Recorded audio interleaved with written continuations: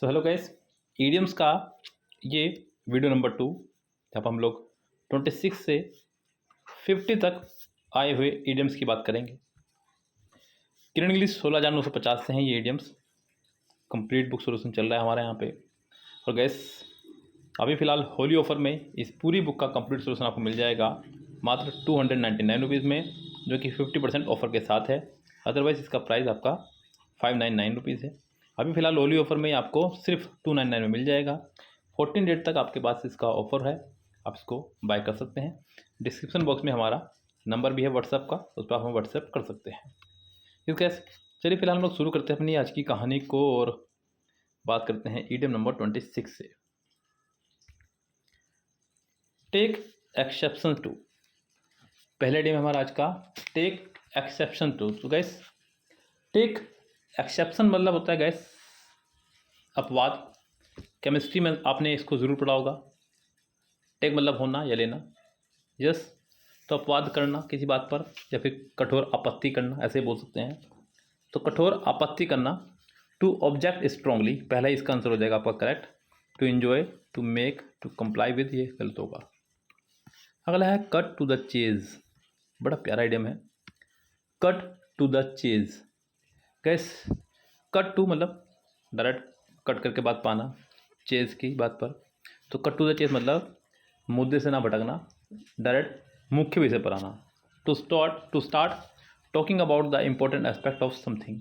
जी, पहले ऑप्शन हो जाए correct. To conclude from obvious, to clean solid lines, to be ill tempered. जी नहीं, आपका आंसर हो जाएगा यहाँ पर फोर्थ ऑप्शन ही correct. Run out of steam. Run out of steam. तो गैस यहाँ पर ये पूरे डे में हमारा to run out of steam, इसका मतलब होता है गैस किसी चीज़ में आउट ऑफ होना। आउट ऑफ मतलब होता है जैसे मूड ही ना होना किसी को करने का। तो रुचि खोना या उत्साह होना, किसी चीज़ में उत्साह ना दिखाना या रुचि खो देना, यस, आउट ऑफ स्टीम हो जाना। तो यहाँ आपका जो ऑप्शन हो जाएगा to run out of an engine, to lose enthusiasm and stop doing something. तो आपका आंसर हो जाएगा यहाँ पर सेकंड ऑप्शन करेक्ट। आगे बढ़ेंगे क्वेश्चन नंबर नेक्स्ट से। यहाँ पर to pick holes.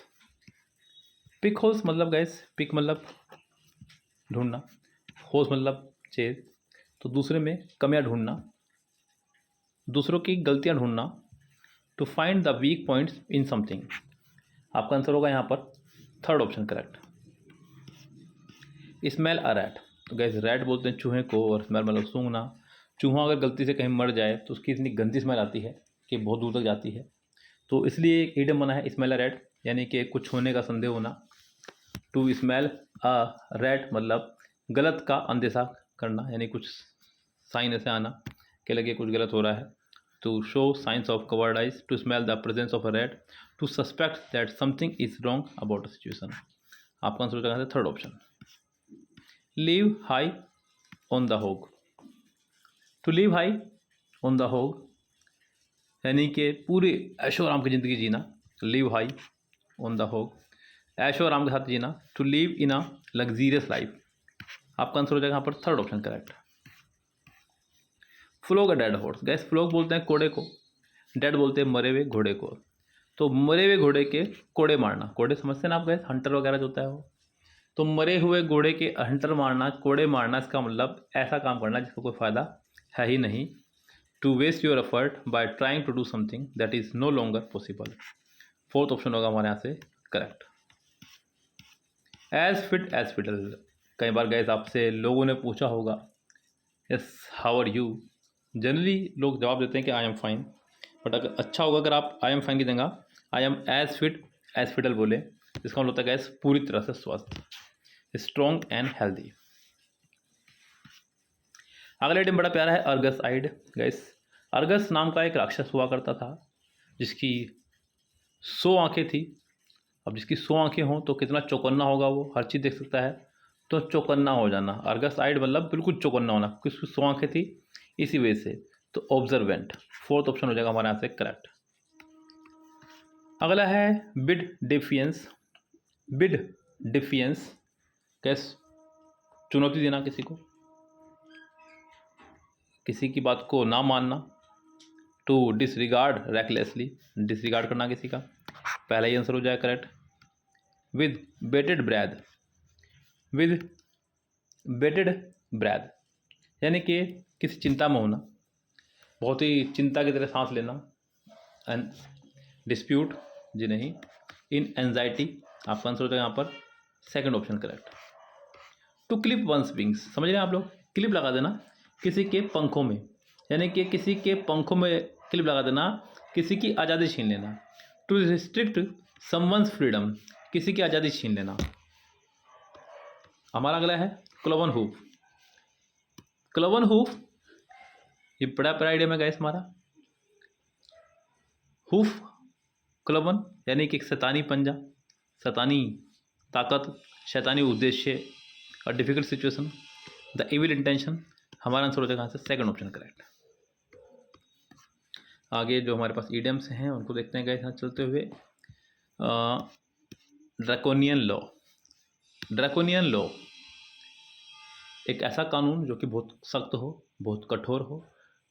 Written law जी नहीं, extremely severe law, second option हो जाएगा correct. Oral law, linear law जी नहीं, एक्सट्रीमली सेवर लॉ ये इसका अपोजिट हो जाएगा, लेकिन हमें बताना है synonyms. To fall flat, to fall यानी कि गिर जाना, फ्लैट बिल्कुल फ्लैट गिर जाना। जैसे भी चैंपियंस ट्रॉफी के अंदर पाकिस्तान का हाल हुआ है, पाकिस्तान में चैंपियंस ट्रॉफी है, उसके बाद भी वो कुछ नहीं कर पाई, यानी कि अपना कोई प्रभाव नहीं छोड़ पाई है। टू फॉल फ्लैट यानी कि कोई प्रभाव ना छोड़ पाना, कोई प्रभाव ना छोड़ पाना। To fall flat, to fall in love, to flatter, to have no effect, third option हो जाएगा करेक्ट यहाँ से। To gird up the loins, guys यहाँ पर लॉइंस की स्पेलिंग समझिए ध्यान से, जनरली बड़ी जल्दी में आप मिस्टेक कर जाते हैं। जो शेर वाला है वो LION है, लॉयन। LOIN का मतलब होता है गाइस लुंगी, क्या होता है lungi. To gird up the loins means मतलब अपनी लुंगी को कस के मान लेना, यानी कि किसी हार्ड काम के लिए तैयार होना। To prepare for hard work, second option हो जाएगा हमारा यहाँ से करेक्ट।